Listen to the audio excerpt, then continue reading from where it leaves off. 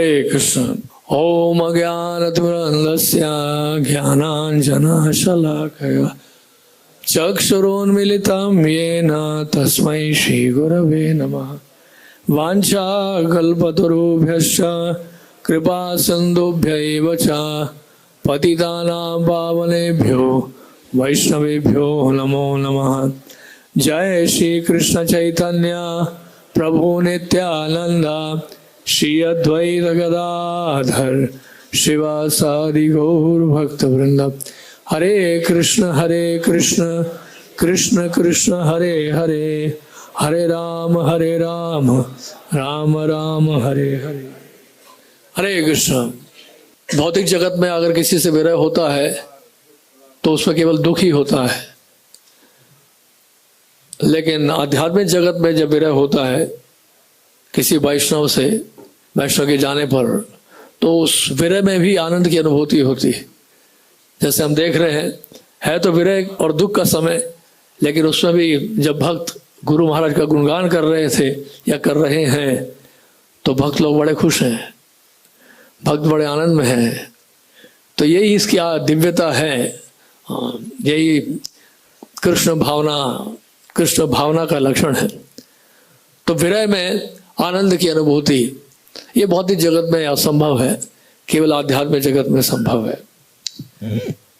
एक बार श्रीधाम मायापुर में एक भक्त मिले थे, प्रभुपाद जी के शिष्य थे। उन्होंने कहा कि आप अपने गुरु महाराज को अगर 1% भी फॉलो कर लेंगे तो आपका भगवत धाम जाना निश्चित है। तो मैं सोच रहा था कि कैसे 1% कैसे हो सकता, वो 1% है क्या? जैसे कि श्री रूप गोस्वामी ने एक ग्रंथ लिखा है भक्ति रसामृत सिंधु, और उसी ग्रंथ को लेकर श्री विश्वनाथ चक्रवर्ती ठाकुर ने एक और ग्रंथ लिखा है जिसका नाम है भक्ति रसामृत सिंधु बिंदु। यानी कि उनका कहना है उस सिंधु में, भक्ति रसामृत सिंधु से अगर एक बिंदु भी मिल जाए तो उससे भी बेड़ा पार हो जाए। तो वो बिंदु यानी कि 1% उस भक्ति रसामृत सिंधु का बिंदु है। यानी कि गुरुदेव के चरणों में अगर कोई समर्पित करता है अपने आप को और थोड़ी सी भी क्या सेवा करता है, जैसे भगवत गीता में भगवान कृष्ण कह रहे हैं स्वल्पम अपि अस्य धर्मस्य त्रायते महतो भया, तो उसका उद्धार होना निश्चित है। तो गुरु महाराज जो है उन्होंने अपना जीवन तपस्या त्याग में बिताया है और लोगों ने देखा है श्रील प्रभुपाद जी की तरह ही। प्रभुपाद जी के आप देखते हैं प्रवचन बहुत छोटे छोटे प्रवचन हैं, आधे घंटे के या मैक्सिमम 45 मिनट्स के। और गुरु महाराज हालांकि प्रवचन हो सकता है थोड़ा लंबा देते होंगे, 1 घंटे का 1.5 घंटे का कभी, लेकिन जो कंटेंट है बेसिकली उनका वही रहता है जो श्रील प्रभुपाद जी का रहता है। यानी कि उससे बिल्कुल भी इधर उधर विचलित नहीं होते हैं, भटकते नहीं हैं। तो प्रवचन बड़ा सरल सा होता है, आचरण भी महाराज का जो है बड़ा अद्भुत है।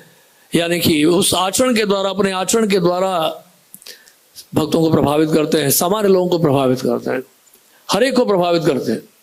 बड़े बड़े उद्योगपति, बड़े बड़े नेता भी जो हैं गुरु महाराज से प्रभावित होते हैं। अभी पीछे अनिल अग्रवाल जी आए थे, तो अनिल अग्रवाल जी जो है इंग्लैंड लंदन के बहुत बड़े इंडस्ट्रियलिस्ट हैं, बिलियनर हैं। वो जब आए टेम्पल हॉल में तो गुरु महाराज को जैसे देखा तो तारीफ करना शुरू कर दिया, बहुत प्रशंसा की उन्होंने कहा महाराज जी आपके तो शब्दकोश में तो भय नाम का कोई है ही नहीं स्थान, और आप अगर हमारे जैसे होते तो आप तो हम सबको पीछे छोड़ देते। टाटा बिरला हम सबको पीछे छोड़ देते। तो बहुत देर तक वो तारीफ करते रहे, 15-20 मिनट तक लगातार महाराज की प्रशंसा करते रहे। तो बहुत हृदय से वो प्रशंसा कर रहे थे। तो कहने का मतलब ये है कि अनेक लोग प्रभावित होते हैं महाराज की सरलता से, उनके व्यवहार से, जिस तरह से महाराज प्रत्येक व्यक्ति को सम्मान देते हैं, स्नेह देते हैं, आदर देते हैं, और लेकिन साथ में महाराज की विनम्रता सहनशीलता तो है, लेकिन जब प्रचार करने में आते हैं तो बोल्ड भी रहते हैं काफी, शेर की तरह एकदम। जैसे बैंकोर का हमने वो कन्वर्सेशन देखा है, डी प्रोमार के उससे 1 साल तो उसमें किस तरह से महाराज निर्भोग होकर जो है एकदम प्रचार कर रहे हैं। और मुझे याद है एक बार 1992 की घटना है, महाराज को लेके मैं कनॉट प्लेस गया था, कंस्ट्रक्शन का टाइम था, कोई बहुत बड़ा इंडस्ट्रीज है, अभी भी हैं, वो फ्रेंड्स कॉलोनी में रहते हैं। तो उनके ऑफिस में महाराज को लेके गए। पहले महाराज ने कहा कन्वीनर जी के ऑफिस में जाना है, उसके बाद उनके पास आए। तो कन्वीनर जी के ऑफिस गए तो लिफ्ट काम नहीं रहा था, महाराज सीढ़ी से चढ़ गए एकदम तेजी से। उन दोनों महाराज की स्पीड और एनर्जी लेवल मतलब कल्पना नहीं कर सकते हम लोग, बहुत बहुत फास्ट एकदम स्विफ्ट। तो फटाफट महाराज सीढ़ी से ऊपर चढ़ के गए, उनसे मिले और फिर नीचे उतर के आए। फिर कहा चलो ठीक है अब मिलते हैं आपके जो डोनर हैं। डोनर तो नहीं थे वो वास्तव में, वो डोनर उनको बनाना था लेकिन वो डोनर बन नहीं रहे थे। तो उनके बाद जब लेके गया तो फिर हम बाहर रिसेप्शन में वेट कर रहे थे, तो मैं खड़ा रह गया। महाराज का बैठ जाओ, मैंने कहा मैं आपके साथ कैसे बैठ सकता हूँ? उन्होंने कहा नहीं बैठ जाओ, यहाँ पर ये सब मत देखो, बैठो। तो साथ में बिठा लिया महाराज ने सीट में। तो उसके बाद फिर अंदर गए तो वो व्यक्ति जो है पाँव को ऊपर रख के बैठा हुआ, तो मुझे बड़ा खराब लगा जिस तरह से महाराज के साथ, मतलब काफ़ी इगोइस्टिक व्यक्ति था वो। फिर महाराज ने प्रीचिंग करना शुरू किया। फिर महाराज बताया कनाडा में कैसे हम लोगों का प्रचार हो रहा है। कैनेडियन एक्सेंट में थोड़ा महाराज बात कर रहे थे, तो ऐसा सुनकर वो बड़ा प्रभावित हुआ, इतना प्रभावित हुआ वो कि उस मीटिंग के बाद वो नीचे तक छोड़ने आया। और अगली बार जब मिलने गया फिर महाराज ने एक बात बताई। महाराज का don't waste time on it.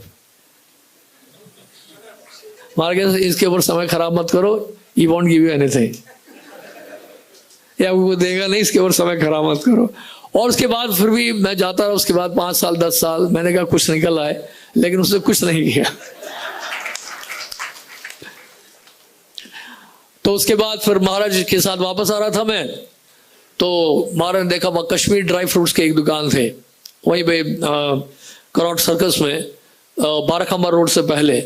तो कश्मीर ड्राई फ्रूट को देखा, महाराज ने कहा रोको रोको गाड़ी रोको यहाँ पे। मैं जब ये बहुत साल पहले यहाँ आया करता था, और उतरते मारो ड्राई फ्रूट की दुकान में गए, अरे भाई महाराज जी आप हैं। एकदम उससे 4-5 पैकेट ड्राई फ्रूट निकाल के दिया, बादाम वगैरह, बादाम काजू वाजू निकाल के दिया। बोल महाराज बोला आई टू कम हियर। तो उसको लेके फिर हम लोग वापस मंदिर आए। तो महाराज का ये देखिए इतना स्ट्रांग था, मतलब कहने का मतलब प्रेजेंस इतना स्ट्रांग था। अगली बार जब मैं गया उस व्यक्ति के पास मिलने के लिए, उस व्यक्ति ने कहा जो पिछली बार वो महाराज जी आए थे ना आपके पास, उनमें कोई बात है। मैं तो बहुत प्रभावित हुआ उनसे। तो ऐसा करके वो बोला। तो हालांकि उसने कुछ किया नहीं, लेकिन ऑफ कोर्स, लेकिन मैं फिर एक दिन, हाँ मैं बता रहा हूँ, तो क्या हुआ, एक दिन मैं गया उसके बर्थडे में। तो बर्थडे में गया तो मैंने कहा बर्थडे में शायद मूड अच्छा होगा, क्योंकि उस दिन मेरे को लग रहा था कि कोई भी बड़े आदमी से अगर आपको मिलना है तो आप बर्थडे में चले जाओ, मना नहीं करेगा वो। ये आप सीक्रेट है, मैं आपको बता रहा हूँ। किसी भी इंडस्ट्रियल बिजनेसमैन से मिलना है तो बर्थडे के दिन पहुंच जाओ, इस्कॉन से आए बोल दीजिए, बस सीधा एंट्री हो जाएगी आपकी। तो ऐसे मैं गया था। तो फिर किसकी बात कर रहा था मैं, सॉरी मैं दिमाग से निकल गया। हाँ उन्हीं के बर्थडे में गया था। तो उसका एक रिचुअल है, मंगलवार के दिन हनुमान जी के मंदिर जाता है, और जब शाम को ऑफिस का टाइम समाप्त होता है तो उस समय थोड़ा ड्रिंक करता है, और ड्रिंक करने के बाद उसकी सेक्रेटरी आती है गंगा जल लेकर, ऑफिस में गंगा जल छिड़कती है।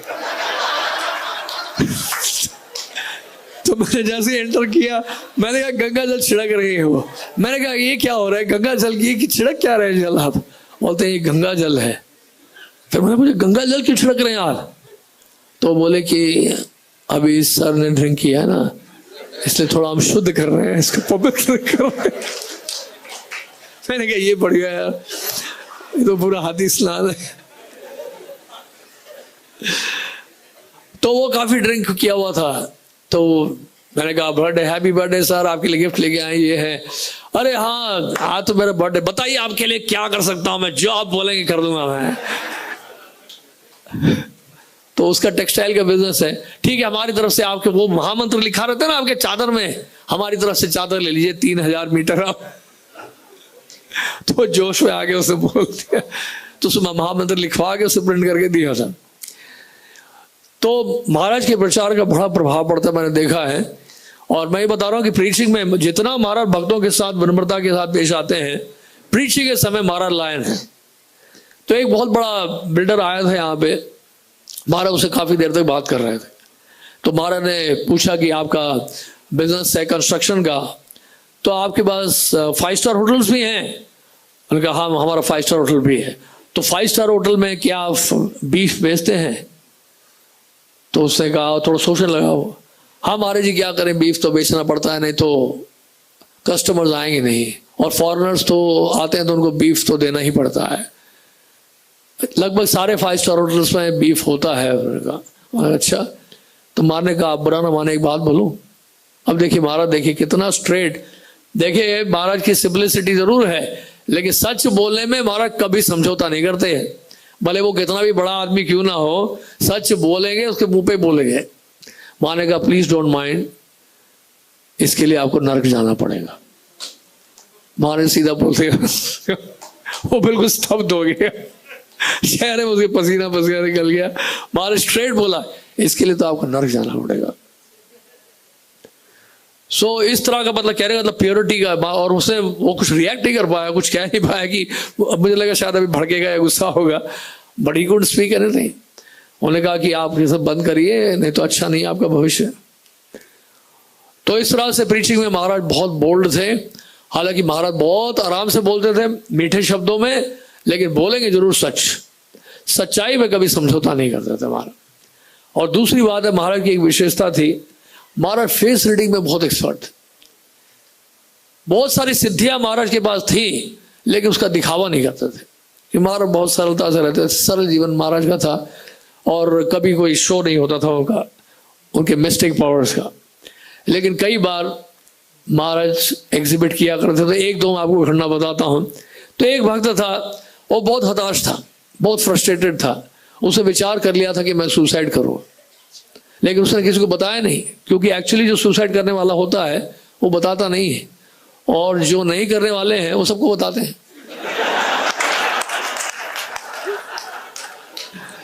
कई ऐसे जो 10 साल से बोल रहे हैं हम सुसाइड कर लेंगे, अपनी बात को मनवाने के लिए, करते कुछ नहीं है।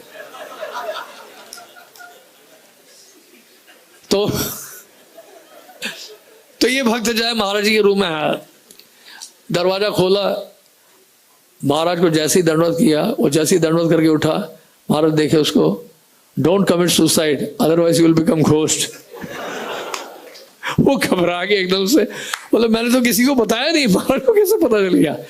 अभी महाराज दीक्षा के लिए जब इंटरव्यू लेते हैं, हम तो इंटरव्यू लेते ही हैं क्योंकि रिकमेंडेशन हमारी तरफ से जाना होता है, और कई हमारे जो काउंसलर्स हैं वो भी इंटरव्यू लेते हैं, स्पेशली गृहस्था डिवोटीज के लिए।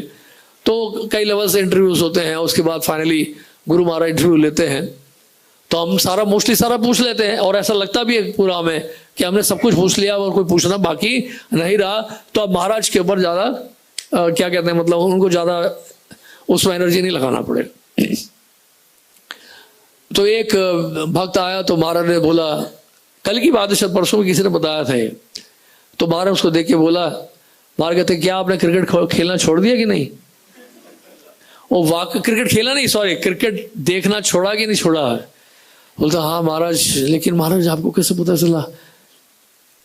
मैं महाराज बोले मुझे पता है सब कुछ।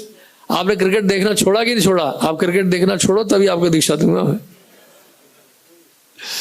तो फेस रीडिंग बहुत शार्प था महाराज। और एक बार तो महाराज ने बड़ा स्ट्रांग बोला, हालांकि महाराज कभी इस तरह से बोलते नहीं है, लेकिन मैंने खुद अपने कानों से सुना महाराज को बोलते हुए। महाराज ने कहा I am so sharp I can enter into your mind. Maharaj ने कहा I am so sharp I can enter into your mind. जितना तुम अपने बारे में नहीं जानते हो, उतना मैं तुम्हारे बारे में जानता हूं।